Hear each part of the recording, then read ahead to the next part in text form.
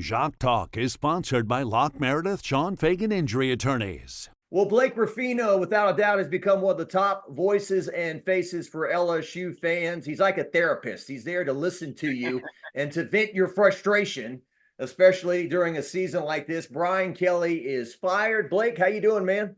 Doing good. I do feel like a therapist. I think that, my sister, who is a therapist, Jock, I do feel like that I have mastered her art in all of this, being able to listen to LSU fans over the last, 36 to 72 hours in all of this.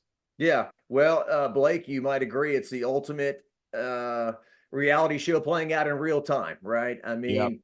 Games are great, but nothing gets everybody involved like coaching firings and hirings. Everybody wants to talk about it. Even people who don't like football, they want to put their 2 cents in. It really captivates a city like Baton Rouge and a fan base.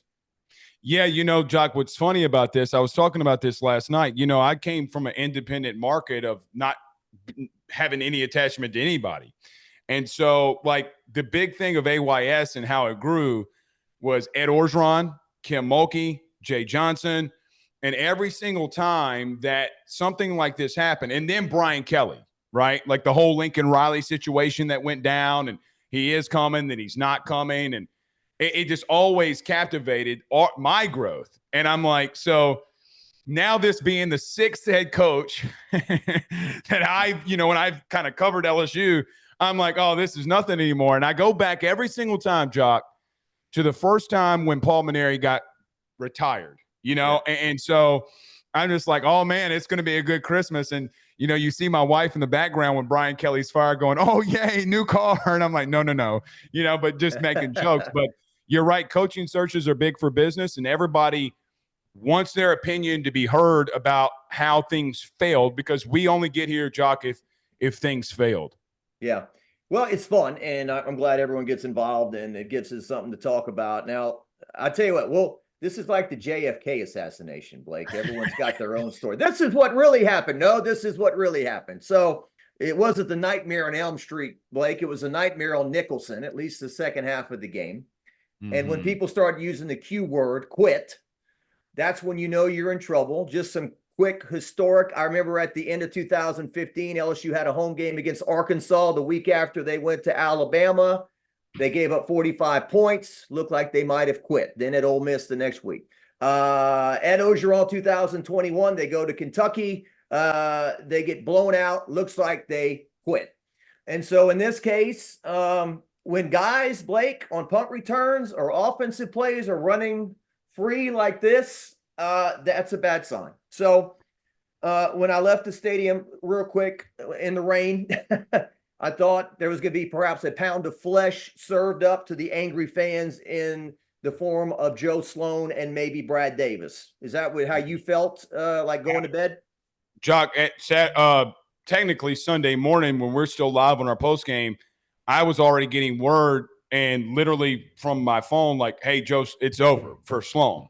But then, Jock, as this started going out, and we would talked about this during the post game. So just for my vantage point, I was getting messages that Brad Davis isn't going anywhere, and Brian Kelly be damned if Brad doesn't go somewhere during the season.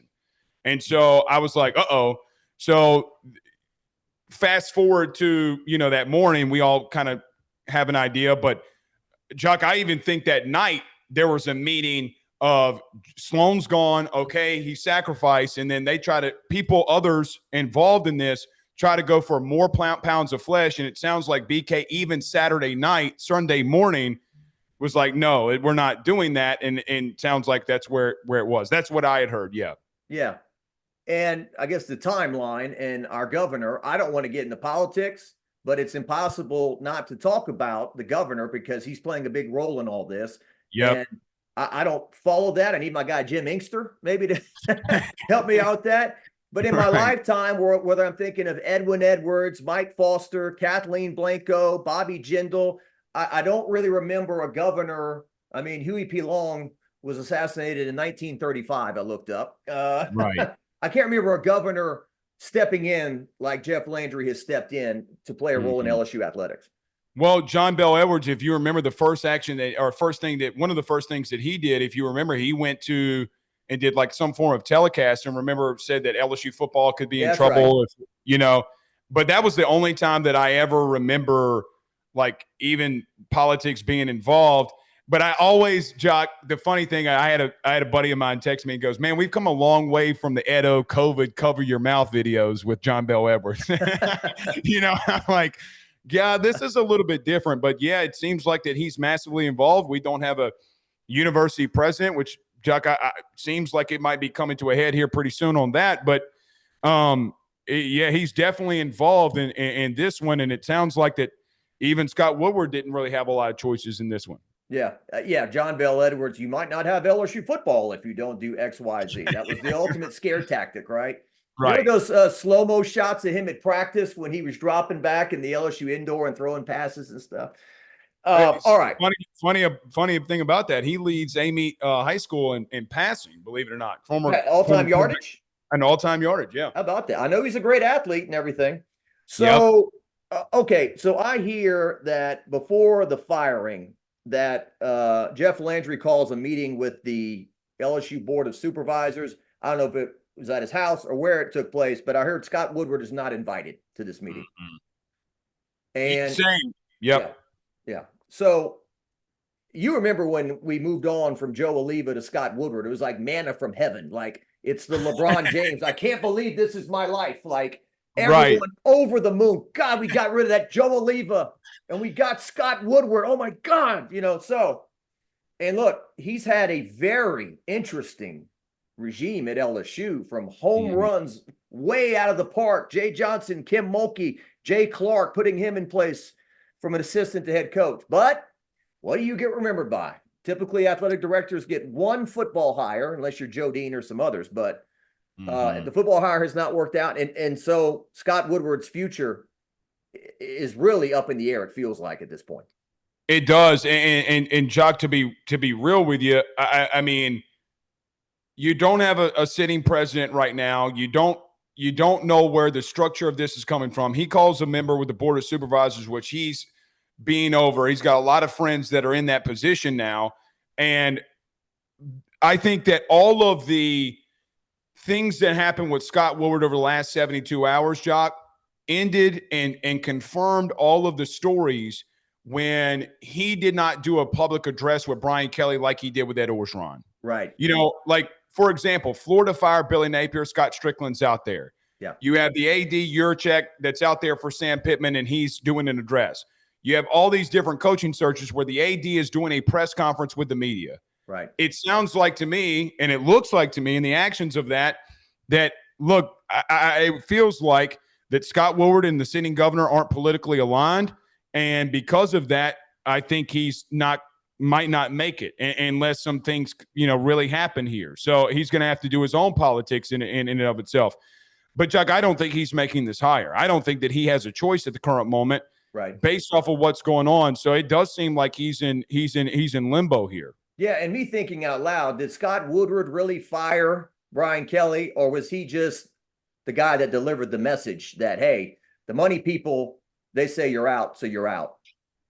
It's got to be, because Chuck, listen, there's no way that you can convince me that you had a governor who basically has confirmed, and you have Board of Supervisors that literally said, hey, this meeting went down. You have Ross Dellinger reporting that it went down. He's not invited. Well, what else did they meet about?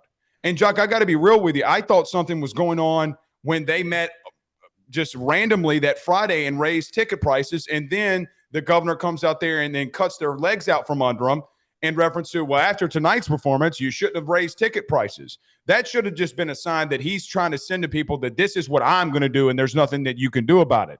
So I don't, from what I understand, though, it does seem like that there was a situation, though, that Scott and potentially Austin Thomas and others had with Brian Kelly around 9:30 Sunday morning. And from what I understand, Jock, things got really bad, so bad that players got sent home from treatment. Like I talked to some people that were in that building getting treatment around 10 a.m. and they were like, they got sent home. Yeah. So I don't know if I do think things got bad, but I think it ultimately does come down from the governor and saying, hey, brother, you're out of here. And he already has done this. He did this at Bama last year and say, oh, this was a horrible performance. Well, while he put Omar the Tiger in the stadium. God. Probably the most awkward introduction in Tiger Stadium history. Ladies and gentlemen, the proud history of Mike the Tiger. Please welcome, and everyone, Omar. everyone's there. The real Mike the Tiger sitting across the street taking a nap or whatever he's doing over there. And here's this Tiger, and then LSU flopped against Alabama. You tweeted out the eye emoji, by the way, and I quote tweeted you because I've been the eye emoji thing. But I mean, Jock, I was hearing this at 9:30 and sent the tweet out like, hey, guys, this is about to get really wild. And it was never a Joe Sloan thing. And people were saying Sloan got fired. And I'm like, no, not what I'm hearing. Yeah. 9:30 in the morning, to be clear, on Sunday morning. Sorry. 9:30 Sunday morning. I'm like, hey, guys, this has got very interesting. And I think about that time he was told that he's got to go. And Jock, I think y'all were out there when he addressed the team. He couldn't even get in the building.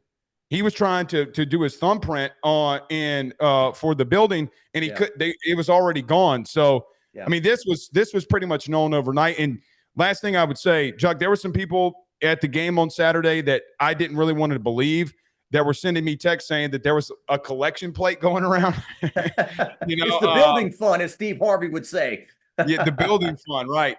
That they had pretty much made it well known that they wanted him out of here. Yeah. It's funny. 10 years ago in the press box, Les Miles' job was saved against Texas A&M. And apparently in the press box, 10 years later, Brian Kelly's fate was perhaps sealed.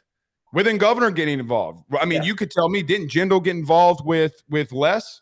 Well, what I remember about that was that F. King Alexander, who never did this, when LSU was about to walk down the hill, Victory Hill, he walked up to Les that day and shook his hand and gave him. And to me, it kind of even sent the message before the game, hey, coach, you're all right. We're sticking by you type thing. Mm-hmm. And that was the post-game press. Oliva, Les Miles is our coach, and he'll continue to be our coach, all right? That post-game. But Brian Kelly, I want to say some positive things about him, okay? His first year was a lot of fun. They overachieved. They beat Alabama. One of the most exciting games I've ever seen in that stadium. They go for 2.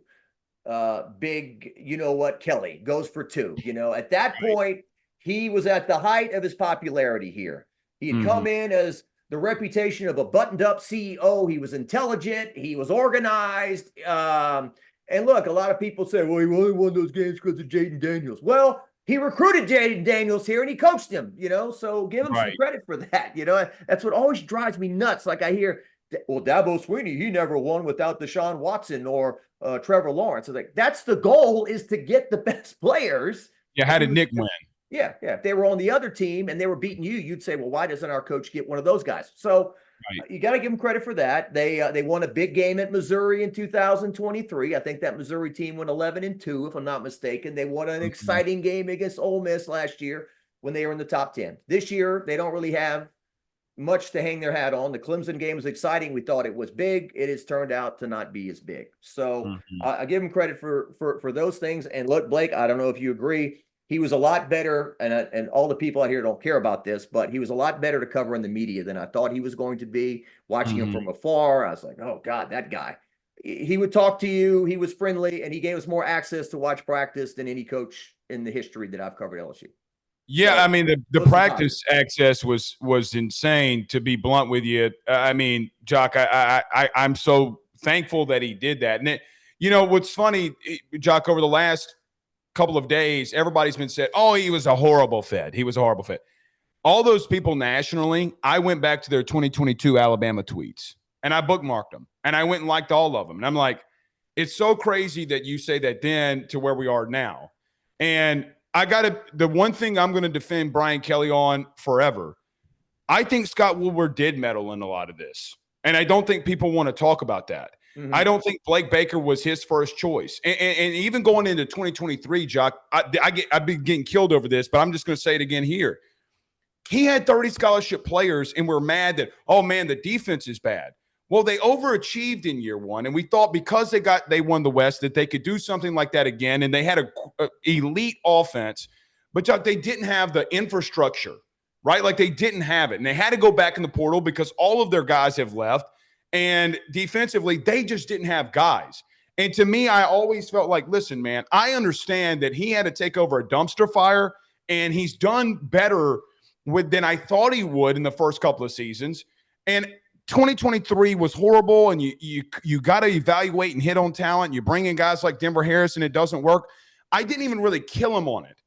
But then after that, Jock, I got to be real with you. Scott started meddling. I don't know if Brian Kelly wanted Blake Baker. There was no connection to Blake Baker other than Scott Woodward and this place. Would he have brought him in? I mean, he just hit on Mike Denbrock. Then you get the situation with Joe Sloan. Hey, we want you to move away from Joe Sloan. And then Brian Kelly says, from what I understand, that Joe Sloan comes to a situation and like, he just had a Heisman Trophy winning quarterback. Like, what are we doing here? Mm-hmm. And then that whole thing goes down with Denbrock. Yeah. I do think that the biggest thing that I will always defend Brian Kelly on, look, you were great to me. You were great to us. You did really good things to the media, even though you called Cobble spoiled. And even with that, okay. Which the fans have twisted a little bit. I want to. They have twisted a lot. He was pointing at Cobble, and I got no fault with Cobble and what he did. And I thought Kelly's response was over the top. But he was pointing at Cobble. He was not saying the fans are spoiled. Go ahead. Correct. But it just got to a point where I think the truth of the matter is that people don't want to talk about is that Scott's meddling and all of this stuff. Not Jock. I mean, listen. I went to Dallas, Texas. Myself and my team went to Dallas, Texas, and did the recruitment video and live recruitment video of a commitment in Decorian Moore, the number one receiver in the class. Well, when it came to push time, it wasn't Brian Kelly saying no for some of the money that he was requesting from the way that I understand it from that side of things with the actual recruit. And so Colin Simmons comes up. Same situation happens where like, we got to do this. Only for you to turn around 9 months later and then hire Austin Thomas to then go out there and do it. It's the world that we live in, whether we like it, God bless it or not. And so I do think that when we talk about alignment, I got to give Scott some pushback on this too for not allowing those kinds of things to happen when it probably needed to happen. Yeah. And so that's the part where I will always defend him on. But, man, he did a lot of really good things. I mean, that 2023 offense was elite. Yeah. We'll get to what went wrong, but let's rewind. I mean, it's well, let's rewind on Woodward. So he walks into the greatest team of all time. His first year is 2019. Mm-hmm. And from what I understand, he's looking at this Ed Ogeron and he's probably thinking, this guy ain't my guy. I didn't hire him. I'm not invested in him. And there's been talk from the Ed Ogeron camp that Woodward did not support Ogeron. Why in early 2020, when LSU's the hottest thing going, and they have got the Heisman Trophy winner coming off the greatest season ever, why in the world would they hire Bo Pelini as a defensive coordinator at that time when it feels like they could get whoever the young, hot, up-and-coming defensive coordinator was? They do that. There's been a lot of talk about if Woodward was involved in that or not. Mm-hmm. And when Ed said, I never even interviewed him, there was talk, well, that's because Woodward told him you're going to hire Pelini. I don't know if that's true. That's been out there. And so when the ship starts, it's true though. It's true. I mean, at some point we got to just say like, hey, these things aren't rumors anymore. When Ed goes out there and says like, hey, I didn't even interview him. What do you mean you didn't interview him? Like the Marcus Freeman thing too. 2020, they go 5-5. I'm ready to give him a mulligan on that. But then in 2021, all these assistants that were hired, look, Durante Jones, I think, is a pretty good coach. Jake Peets is in the NFL. A lot of these guys are good coaches. Now, were they up to snuff to saving the day? Didn't look like it. And so, right. And then he gets fired with a 4-3 record a year and a half after the best team of all time. So, yeah, I mean, look, from the way I understand to what we can say we heard it. I heard that Scott made him hire Bo Pelini to you. And I also heard that when push came to shove on the Marcus Freeman thing, I think that he hamstrung him to get him out of here, to be blunt with you. I mean, Durante Jones, Jake Peets. I mean, I'm not trying to be rude here, but at the same time, is that who LSU should go after for coordinators? I mean, then you turn around with Blake Baker and giving him $2.5 million after you walked up into Como and you put up $50 on him. So, it also comes to a part where, in reference to Scott, who are the people that he didn't meddle with or can't meddle with? I mean, he doesn't mess with Jay, from what Jay Johnson, what it seems like. Kim Mulkey, I don't think Kim Mulkey would ever let anybody call her what. You get out of here right now, Scott. I mean, I'm scared of her, just being honest with you. And Jock, her family lives 7 minutes away from where I'm currently doing this at. Yeah. And so it gets to a point where I do think he meddled a little too much, and this is going to come back to get him. Here's another thing too. Billy Lucci at Texags the other day tweeted this out, that he meddled too much with Jimbo. And so that also comes to a part where we have multiple coaches, multiple stops, multiple places where it's him meddling inside of football and the things that are happening well for the universities when he hasn't had his hands involved in this. Yeah. Well, and I like Scott, and he's not he doesn't seek the cameras. He doesn't do interviews. He's not a Jerry Jones, so to speak, where he wants to be out in front of things. But it's obvious from people I talk to, he's a football fan. I mean, he loves LSU football, and he's at that building all the time, and that's what he's invested in. I'm going to go back to Brian Kelly's first moments in Baton Rouge. He steps off a plane. There are hundreds maybe of LSU fans along the fence that are there to see him, like the president of the United States is landing. From about a mile away, it feels like he gives like some wave, gets in the car and leaves. That to me was the first, oh no, walk over there, say, hey guys, thanks for coming. Go Tigers. Let's go get it. Just walk. You don't have to go fist bump, shake hands. The coaches show, Blake. For years, people have gone up to the coach at the coaches show during the commercial break. They've taken pictures with him. They've gotten autographs. First coaching show I go to, state trooper, first person will, get back. Don't come talk to the coach. Now, if Brian Kelly goes 12-0 or 11-1 and goes to the playoffs and wins a national championship, who cares? We don't talk about this. But when things go sideways, these are the things. We're doing a live shot last year, Gainesville, Florida, or near it. We're by the team hotel. We're standing outside the team hotel. I can see the windows are open. I can see they're having team meetings. Everyone's in their team meetings. Corey's over here. Blake, with him. Here comes Brian Kelly with his entourage. He gets in the car and he's going to dinner, And so if he's winning, they say, well, he's a CEO. He lets his coaches coach. What do you expect? But I think, Blake, if you're running a business and you show up and you start shouting at people that you're not doing your job, when you're not invested as much as they are, that's when the problem starts. It is, and it creates a lot of dissension amongst the staff, right? Like, hey, man, you're not here helping me. Like the old saying, you're not with me throwing in the pen. Like, you're not with me doing this. And, Jock, the coaches show thing is something that constantly comes up on our show, for what it's worth, on Thursdays. When we do it before he would go live. And every time that I would get comments on YouTube, and it's like, man, I just left, and my daughter tried to go take a picture with him, and they're stopping him. And I'm thinking to myself, like, I guess I get it. Like, when I'm not there, so I don't understand it. But Chuck, that's a big deal for people here. Like, you are, with all due respect to the Saints and everything, you are the dude. Like, I remember when I grew up, my dad and uncle wearing turtlenecks because Nick Saban did it. Right? Like, I remember them wearing a vest because Nick Saban was wearing a vest. I remember them wearing the same form of khakis from Dillard's. Like, I remember you are the guy. And I agree with you. And when it came push to shove, Jock, when everybody wanted him fired upstairs, when everybody wanted him fired, he didn't have anybody aligned with him because he didn't embrace the place. That's what I heard. Like, he never embraced people. He was always gone during bye weeks and summers, whether you want to talk about golfing. And look, I commend him for like the Zurich Classic, giving $50,000 to charity. Like, I commend all of that. But Jock, in this place, in this state, you never embrace the people. And when you don't embrace us, okay, it's not going to go well for you. What was the first thing Jay Johnson did when he got here? Kim Mulkey, when she got here. I mean, she won everybody over because she's one of our own, and she rips a mask off.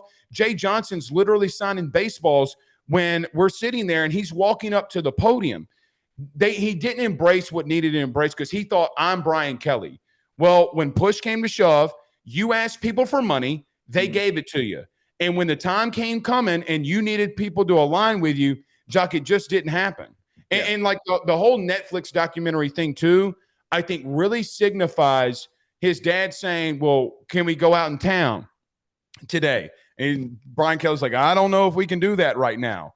And so it just comes back like, Chuck, he didn't have anybody that had any political, I don't want to say stroke, but he didn't make the friends that he needed to make to here. And it seems like he kind of canned it in a little bit here. Yeah, well, what I heard was, unlike when Les Miles and Ed Ogeron were fired, they had people at that time speaking up on their behalf. Don't do this yet. Maybe, let's wait. He had no allies. He had none.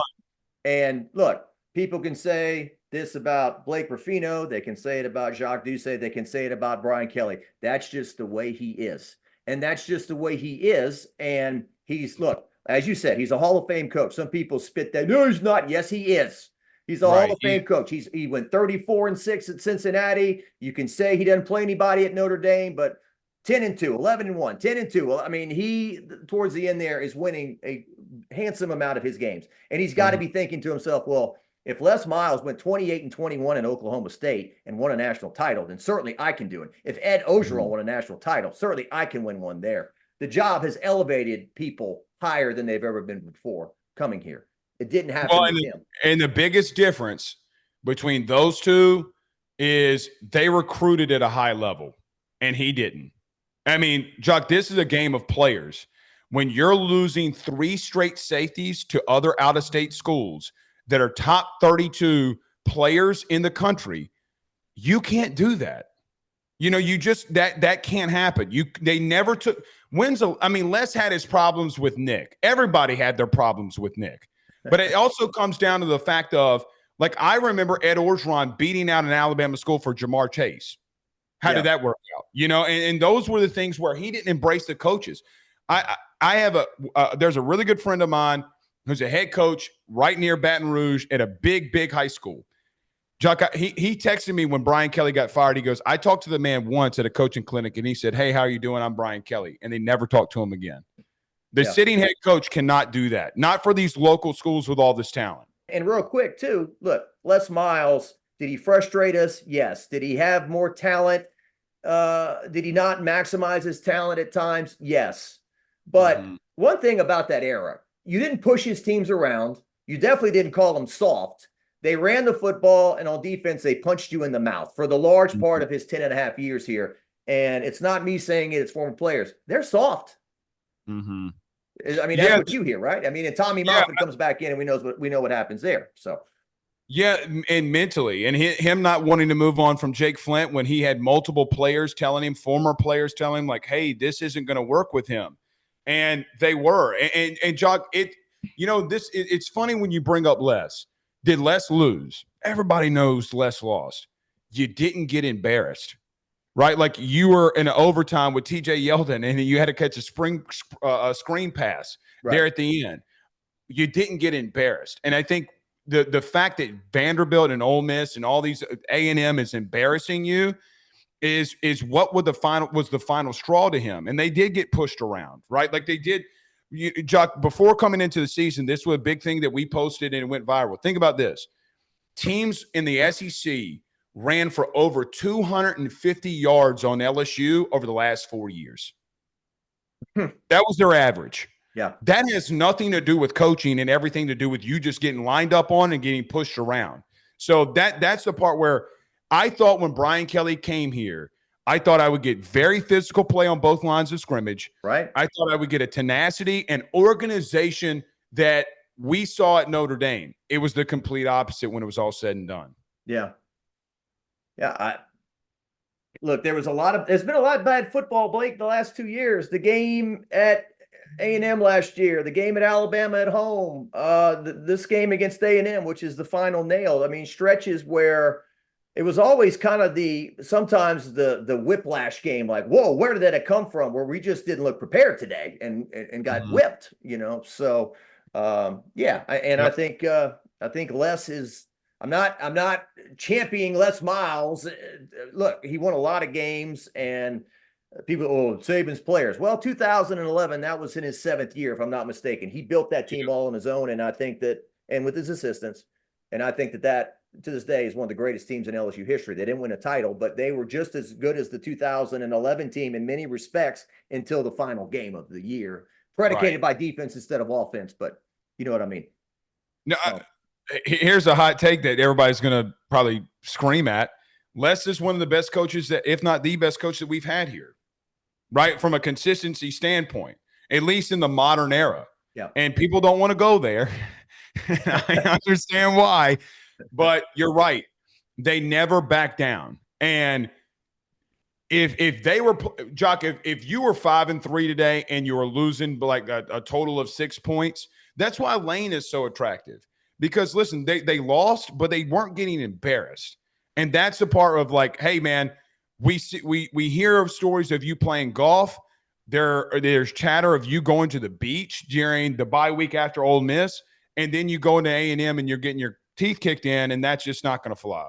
All right, so Frank Wilson gets a chance to lead the team the final 4 games of the season. Look, he's going to do with what any interim head coach would do. He's going to try to win them all, impress them, and say, hey, why can't I be the guy? And Frank has been a head coach before, and there will probably, Blake, you've seen it, interim coaches are like they're oftentimes like a can of Red Bull. Like they give they give everyone a jolt. Like you see the team come out and maybe they play over their head against the team, or they play a lot better than they have, and then sometimes they regress to what they were before. I don't know what's going to happen, but it'll be interesting to see him lead the team, and it'll be interesting to see what they do at the quarterback spot, because I heard Moscona talk about it, that he heard that there were coaches in the building that were conflicted on how much Nussmeier should play, and if they should get a look at Michael Van Buren to see, hey, is this guy going to be part of our future or not? Jock, I think offensively, you're going to see things that I don't think that we have seen. Of all the people that got fired yesterday, why was it only one person? And so from what I have been told, the players individually, specifically on offense, at wide receiver, I know that this has happened. I know every receiver was sat down with, along with running backs. Frank did it last week, by the way, with Harlan Berry, just so everybody knows, even though I don't think it was really looked greatly at from some people that now are fired. And then I do think that they're going to take a look at it. Jock, here's the truth. And whether you follow me, whether you don't, whether you like me, whether you don't, the truth of the matter is when it comes to the quarterback position, things have not gone well. Decisions are decisions. And I think when you see Michael Van Buren do what he did against the same second-string defense that Garrett had 2 3-and-outs against, it does beg the question. It's funny, Jock. Of all teams for Frank Wilson to be the interim head coach for in the first game is Alabama. You know what I mean? Like this is kind of coming full circle here. So, Jock, what are we going to look like offensively? And I think that Frank's gonna let. I think they're going to try to let it fly here. Yeah. Well, look, I see Garrett in the offseason at church all the time. I think he is a good person. I think he's got talent. Has the ball come out of his hand this year the way it came out of his hand a year ago? I don't know. He did throw a perfect ball to Chris Hilton, a deep pass that he did not catch against South Carolina, and he threw a deep shot to Berrien Brown that he did catch against A&M. So he has thrown the ball down the field a little bit more. There's 2 sides of this, right? On one hand, like the 3rd play of the game, 4th play of the game the other night, he gets crushed from behind. I mean, absolutely blindsided, rocked, and he's been hit a lot. And Joe Sloan, if I'm the play caller and people are criticizing me, I could say, well, you know what? If you could like give me a pocket, or, you know, the offensive line could do their job, maybe I could call better plays. Joe Sloan would never do that. And then Brad Davis, I'm sure, could be saying, why don't you call better plays? So it's been, as Smoke Lavelle would say, a bucket of yuck. It's been a bucket of yuck on offense, right? It hasn't been one thing. Now, has Garrett Nussmeier been the best leading man at times? There was conversation when Brian Kelly takes him out. I think Greg Bowser told me yesterday, I don't care how you feel about your head coach. You don't backtalk him or walk away from him while he's talking to you like that. And he did pout a bit, and look, he didn't want to come out. I get it. But some of this facial stuff, he's under a lot of pressure, but he's also, from what Moscona said, getting paid over $3 million a year in NIL. So he's a pro now, right? So what's your Garrett Nussmeier assessment so far? I think my assessment is I feel like that personally, I can see where the injury may have played a factor in this. But, Jack, there also comes a point in time where I don't think from the Southern game a couple of years ago where he threw a pick six to now that the decision-making has changed. I can live with you being hurt. Look, man, you got to be tough to be a quarterback in this league, especially if you don't run. And I get that he's been getting hit a lot. Jack, what I don't understand here from my assessment is, like, we've posted these stuff on our content. Like, for an example, I'll give a couple of examples. He's thrown into triple coverage. He threw into triple coverage 4 times against A&M, 2 of them that almost got picked. Yeah. And then you have the Ole Miss stuff. Yeah. My problem has always been the decision-making and not ever progressing there. And so I understand, like, some of these issues that aren't all on you. No one's forcing you to throw it into that. And I think that that's been the biggest thing, is that we've wanted this anointing, like the guy behind me right here, Joe Burrow, and coming in from his second year as a starter. The eye in the sky is never going to lie. I get it. You had some physical limitations. You're battling through it. But, Jock, he's not there anymore. And at least I don't think that he is. Yeah. And I do think that he's going to have to either really turn it on here, and we're going to see if it's play calling or if it's him. But you had Mike Denbrock, and that was an issue. You had Jack. My whole thing is he's going to have he's going to come close to having 30 total, like, career turnovers. That's not progression at all. So is it all on him? And Jack, I'd say one more thing. The offensive line's been bad, but I heard a lot of people last year say, well, if you gave him a running game. Well, over the last 3 weeks, the running backs are averaging over 6 yards a carry. They have 538 yards rushing in 3 weeks. Yeah. So that's not been an issue. I do wonder, he's just missed a lot. And one thing that I've always defended Joe Sloan on, like the interception to Ole Miss a couple of weeks ago, Jack, he's got 4 people open and he throws it into triple coverage. Yeah. And we posted that. So I think that it's time to give a look here. I hate saying that, and people don't want, like, rallying around that. But at the same time, I mean, look, your offensive line's bad. You got to run a little bit too. I do think Michael Van Buren might give you the best chance to win moving forward. Yeah. Well, agree or disagree, the team was built around Nussmeier. It was. He's the most important position on the field.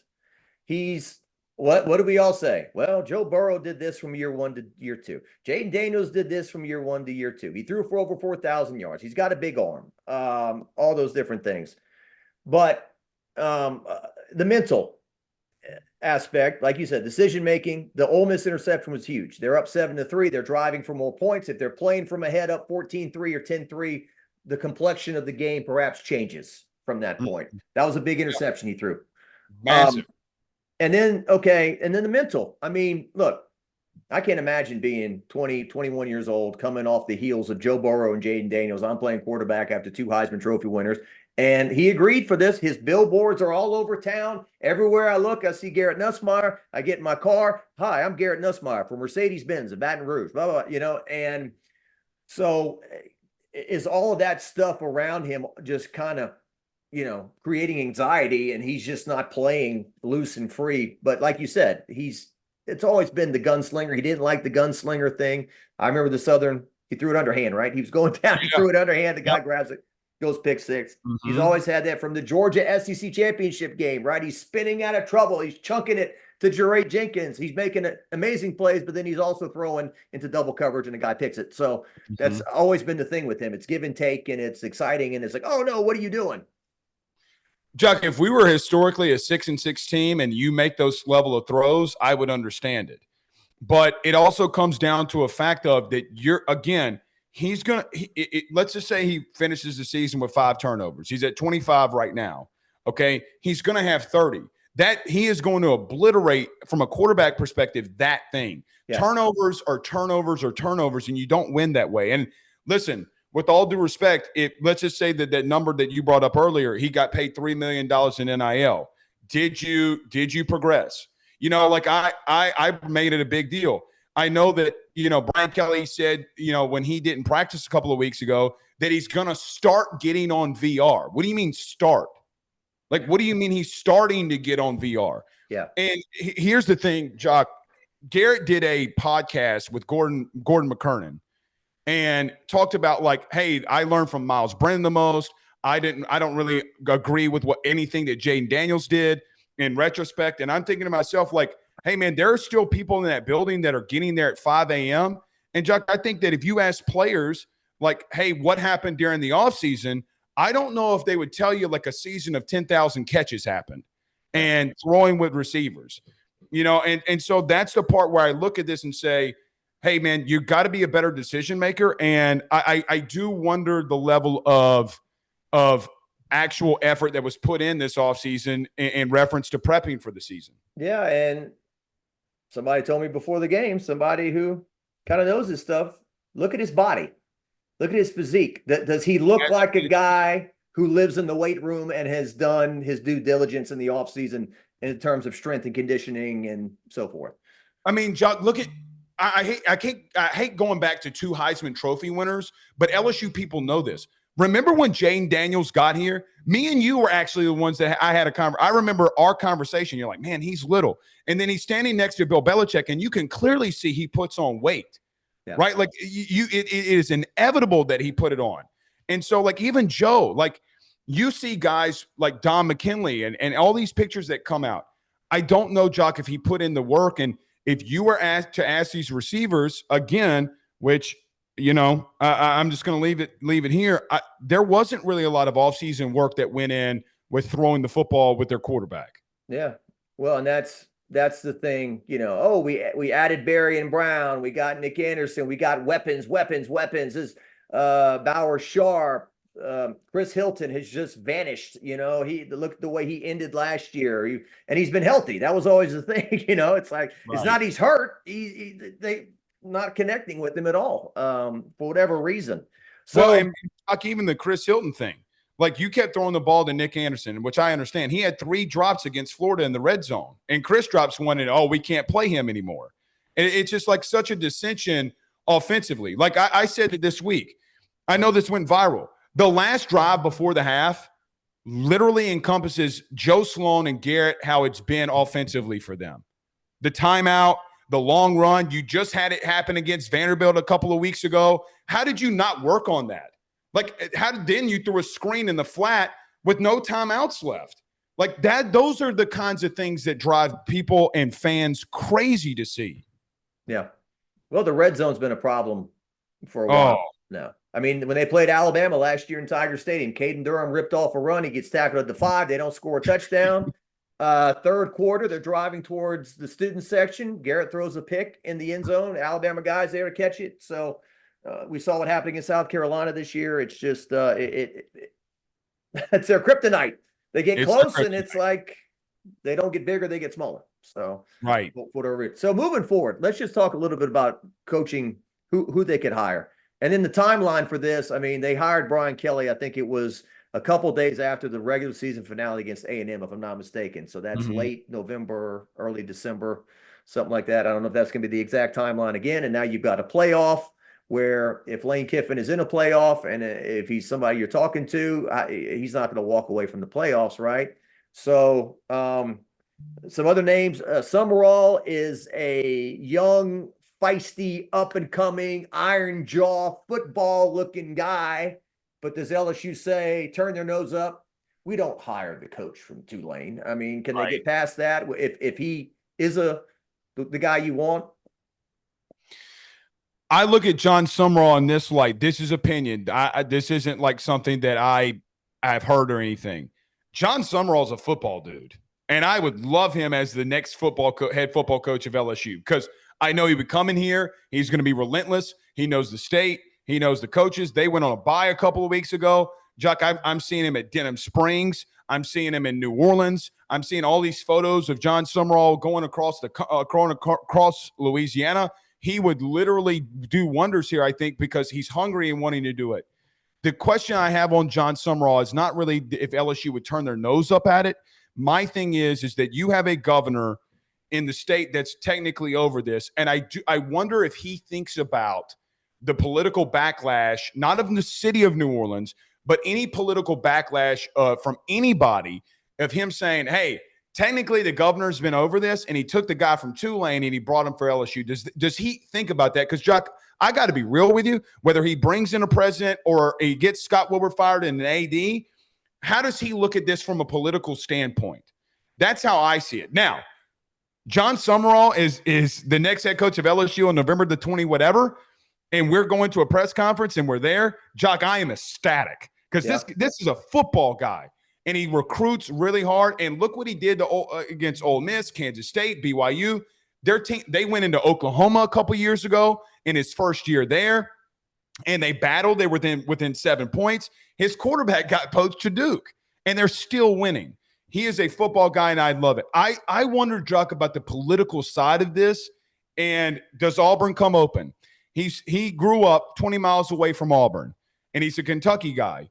I wonder, does he want the Auburn job if that comes open more than going to LSU would be the question for me. Gotcha. He's cracked jokes at New Orleans media guys who have not shown up for his games because they're at LSU games. That'd be funny if he went to LSU. You know, I joke with my wife. I was like, you know, if John Sumrall gets hired, I don't go to in-season press conferences. I'm like, I'm kind of scared to miss him now. You know, like I'm scared to miss if he is the guy. And if I don't show up, that he just gets mad. But it is, look, he cracks jokes. The players love him. Chuck, they're running up to him after scores at Ole Miss and hugging him on the sidelines when they score. And the biggest thing, Chuck, they beat a high-ranked opponent not too long ago, and he's going to the podium mad during a win. We didn't play well enough, and if we play like this, we're going to lose. Brian Kelly then on the opposite side of there is like, we just beat an SEC team. We're excited to beat an SEC team.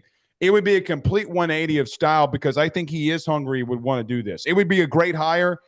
I do wonder about the political side of this. Wow. I never thought we'd be talking about, well, we're making a football hire. What does the governor think? Do we have to worry about why are we even talking about this? I mean, and look, it's strictly opinion. Like, I don't know. No, but it's a great point. It's a great point. Yeah, I do wonder about that. Yeah. Some other guys on the list, look, and this is going to be real simplistic, but if Marcus Freeman wanted to come here, you would just get hit over the head with, well, you hired the Notre Dame coach. How'd that work out last time? You know, it just be so unintelligent, but still something that could hit you over the head with if that was the route they went. He's not that high on that Vegas board. Drinkwitz, smart guy, glasses, kind of looks like a character from The Office. He does look like Dwight. But you know, he's gotten a lot of play also. And Jock, he's hungry. You know, there's a lot of rumors flying around Florida. If you talk to people around Florida that he really, really wants that job. And when it came open a couple years ago, he really, really wanted that job. Eli Drinkwitz has done not a great job, Jock, an elite job. Look at what he's done offensively with the resources that he's had. Mm-hmm. He hasn't had the resources that an LSU can produce with him. He hasn't missed in the portal. They've gone up against Alabama. Look at their defense. They're pushing Bama around. And I know that I do wonder with Eli, if he had the in-state recruiting and the resources, if he wins out, which his quarterback just got hurt, if I would have told you 4 years ago that Eli Drinkwitz would be on his way in the fourth year of getting 10 wins at Missouri, what would your thought be? And he's an offensive-minded guy. By the way, you might not have to pay a buyout for your defensive coordinator with Blake Baker. That relationship seems to be really good. And so I think Eli Drinkwitz would be a really, really good hire for LSU. And I also think that he's hungry. You'd have to get past the quirkiness, though. I mean, he's going to try to land some dad jokes that aren't there. But we kind of had that for the last 4 years, and those ones never really landed either. Look, I don't think there's a whole lot of high school football talent in Missouri, is there? And it's cold. I mean, outside of St. Louis. Yeah. It's cold up there, rough winters. It's not. If I was a kid, I'd like to go to Nashville and be in that city a lot more than Missouri, than Columbia, Missouri, and some other places. But he's done a hell of a job. All right, let's just end with this because we've talked a long time, and I need to eat lunch. Probably you do need too. I'm running out of gas here. But here's the ultimate dream, Blake Ruffino, for a media guy. You know, in 2004, me and Miss Terry left Baton Rouge. We never felt great about it, and we did great things at Alabama, but Baton Rouge has always held a special place in our heart, and we're here to finish our coaching careers at LSU. And I could hear the narration, you know, After breaking LSU's hearts by building a dynasty at Alabama, Nick Saban returned home for one last hurrah and led the Tigers to the 2027 National Championship before retiring for good. There would be your ultimate, but he's 74 and he got out for a reason and he's probably never coming back. So Jock, I would wear a turtleneck to the press conference. Okay, we were talking about that earlier. I'd wear a turtleneck to the press conference. Mock turtleneck, not like all the way, not Carlton. Right. I would even wear the straw hat. Right, like I'd bring the straw hat back in. Chuck, there's something interesting. Did you listen to him when he got elected to Louisiana Hall of Fame? Yes, I did. Yes, I did. He said that it was his biggest regret. He said this at the ESPYs. My biggest regret was leaving LSU. And I always wonder if there was a school not named Alabama that needed him, would he do it? Now, if you're asking me, the first call that I make is to Nick Saban, not to be the head coach. Who's the best coach that we should hire? Right. And I think that he would be able to help lead you when you needed to be led. Chuck, I just don't think that he would do it ever. If he did, we would break college football. This would break college football in its entirety. But you know what he's going for. And everybody would get behind it. Everybody would fund it. And everybody would pursue it. He would go for one more. And I don't know, Jock, if there's not a thing saying, Nick, go for one more national title, get this place back on its track, and you can name the successor. What is he going to tell us? No? I mean, after 2 decades of him kicking our teeth in, what's he going to say? No? And make him say no multiple times. But I do think that he's going to do what he did last time, Jock. I think he's going to talk about his assistants and go that route and say, I'm done. Seeing him with his grandkids, I know that they showed it on College Game Day on Saturday when his grandkids and Miss Terry are with him, and he's having a blast, it seems like. I don't know how much ESPN's paying him, but, Jock, if I get to sit at my house every day for $15 million and then go talk football on Saturdays, I don't know if I'd hate that at 74 years old. You have to think, what was it? The Rocky movie that came out in 2006. It was Rocky Balboa. Right. Yeah. I got something in the basement. Does Nick Saban have a little more in the basement? One last scratch. Now look, and when you're in it, Blake, you know it. You don't go in half cocked. I mean, when you step back in the ring, you're back in the ring 100%. It's not like sometimes I would hear right after Drew Brees retired, why don't they bring Brees back to play one more game? It's like, it doesn't work that way. You are in it 365, and the previous coach didn't do that, right? So, that well, and Chuck, I do think about this one thing. That field is named after him in Tuscaloosa. Does he think about legacy? I think that the biggest thing about Nick is that he left because he thought about his legacy. It wasn't necessarily about a lot of things. And I do think he said on Game Day 3 weeks ago that the last season that he coached took so much out of him that he had to go. He had to step away. So, I mean, look, go get one of his former offensive coordinators and let's call it a day and let's get this media thing rolling. Well, probably not going to happen. Probably but if it did, oh my God, I'm on the front row, Blake. I'm ready to tell that story. Cover that team. Please do. And look, it would be astronomical. And I do wonder, Jock, does he get that itch again? Yeah. Well, 2028 would be the 25-year anniversary of his national championship team at LSU. What and in 2027, Jock, you know what happens in 2027, right? We get hit by an asteroid. What? We probably would. The national championship is in New Orleans, and every time that is in New Orleans, LSU wins a national title. So Nick, I mean, it's kind of fate, like you got to come back and come get one. Man, let's end there. Great conversation. Really appreciate it. Thank you for having me. Keep up the outstanding work, and there's some people out there that don't do their job as well as you, man. You keep up the good work. Thank you. And thank you for having me, Jock. And like I tell you all the time, man, you're a big motivation in this, and I really do mean that. And catch us out on AYS. All right. Well, as John Brady once said, hey, give me a hanky. I'm getting emotional here. So Yes, indeed. LSU had just beat Duke. We were in Atlanta. LSU's about to go to the Final Four, and Daryl Mitchell said, well, when I got to LSU, Coach Brady, one tough cookie. He's softened up a little bit now, though. We like him a little bit more. And Brady, oh, man, I tell you what, hey, give me a hanky. Right. Yes, indeed. That's so great. Take care, man. Thank you. Thank you, Jock.